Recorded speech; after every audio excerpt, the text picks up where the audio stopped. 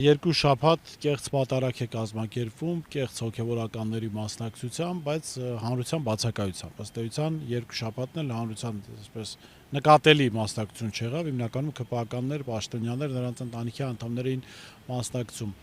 Ինչ դասեր պիտի քաղեր Փաշինյանը հանրության այս մերժումից եւ արդյոք քաղել է թե ոչ։ Իմ կարծիքով ինքը տեսել է, որ ինքը մերժված է, որովհետև երկու անգամ հայտարարի, որ ինքը գնալու է ու իր հետևից իր հետևորդները այդպես սակավաթիվ գնան այնտեղ որտեղ ինքն է գնացել, տենց բան չէր եղել երևի թե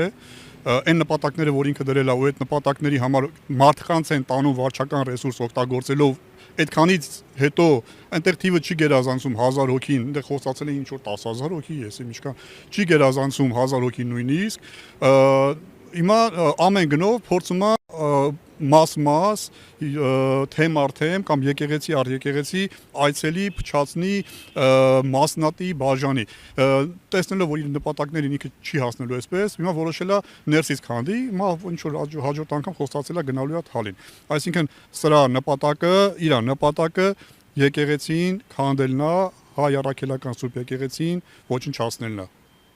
մի քիչ ավելի եթե հետ գնանք պատմական առումով, ուրեմն տեսեք 1700 տարվա եկեղեցու պատմության ընթացքում Հայաստանը պետականություն ունեցել է, հետո պետականություն չի ունեցել, այստեղ մենք ինտեգրված ապրել ենք այլ ազգերի, այլ պետությունների մեջ, սակայն հայոց եկեղեցին 1700 տարի ապրել է 1700 տարի չի ոչնչացել, հիմա սա մտել է մի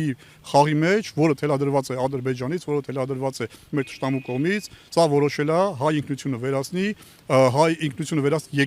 եկեղեցու օգնությամբ, եկեղեցու շնորհիվ։ Ինչի համար եմ ասում այսպես, որովհետև ազգի հենասյուներից մեկը եկեղեցին է, մեկը բանակն է, բանակը արդեն կարելի է ասել ոչնչացրել է, որովհետև արդեն մենք չունենք 18 թվականի բանակը, 19 նույնիսկ 20 թվականի բանակը, ուրեմն կրթությունը այսօր հարվածի տակ է, այսօր դպրոցները եւ բուհերը հարվածի տակ են, ընտանիքն է, որը հարվածի տակ է 18 թվականից, մշակույթն է, որը այս քանի տարիների ընթացքում տեսանք թե ինչա կատարվում մշակույթի հետ եւ եկեղեցին է։ Հիմա հերթը հասել է եկեղեցուն, այս մարդը որոշել է եկեղեցուն հարվածելով վերջի ոտը պետության տակ դրված կամ ազգի տակ դրված վերջի ոտը ջարդի, որպեսզի կարողանա ոչնչացնի հայի ինքնությունը։ Նորից եմ ասում, թույլ չենք տալու։ Սրանք այս process-ը սկսել են 18 թվականից եւ ոչ թե նոր են սկսել, հիշեցնեմ մեր քաղաքացիներին 18 թվականին ինչ-որ շարժում հորինեց, որը անձամբ ինքը չէր գլխավորում, իրեն հարակից ուժերն էին գլխավորում, ինչ-որ նոր հայրապետ, նոր Հայաստան, տեսա, որ այս ընթացքում հաջորդիվ անցավ ուրեմն դպրոցից վերացրեց հայոց պատմություն առարկան, հաջորդիվ թեմերի առաջնորդներին ուրեմն կալանավորեց, հիմա արդեն ինքը իր դեմքով է հարձակվել եկեղեցու վրա, որոշել է ինքը իր դեմքով գրոհի եկեղեցին, այնիշ դա չի ստացվելու, բայց հիմա այստեղ մի հատ հարց է առաջանում։ Նիկոլ Փաշինյանը կաթողիկոսին Գարեգին Բ-ին փոխարինելու դեպքում ում է տեսնում նրան փոխարինող։ Սրա մասին ինքը, եթե չեմ սխալվում, չի ասել, չի հայտարարել։ Այստեղ 3 պատասխան եմ ես տեսնում։ Նախ,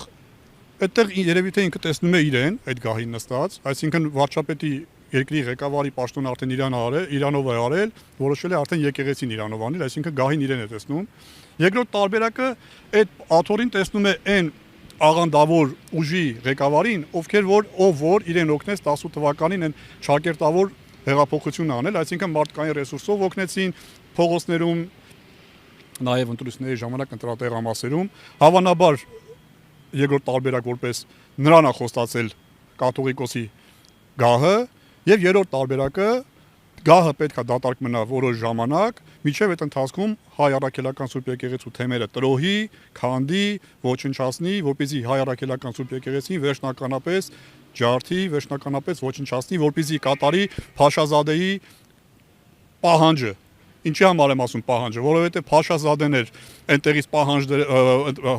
հոր Ջորջում, որ հայ առաքելական սուրբ եկեղեցի տարածաշրջանում ճակերտավոր ասած տերորիստ է, կամ ասում էր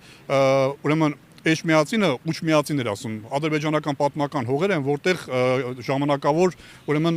նստած են առաքելական եկեղեցու ծառաները։ Եվ ասում էր մենք վերականգնելու ենք Երևանում գործող մզկիթները։ Երևանում մեկ մզկիթ կա, պարսկական մզկիթն է, այստեղից մի քիչ ներքև։ Ուրիշ մզկիթ չկա, մանավանդ ադրբեջանական, ինչ ադրբեջանական մզկիթ։ Ադրբեջանը 100 տարվա պատմություն ունի։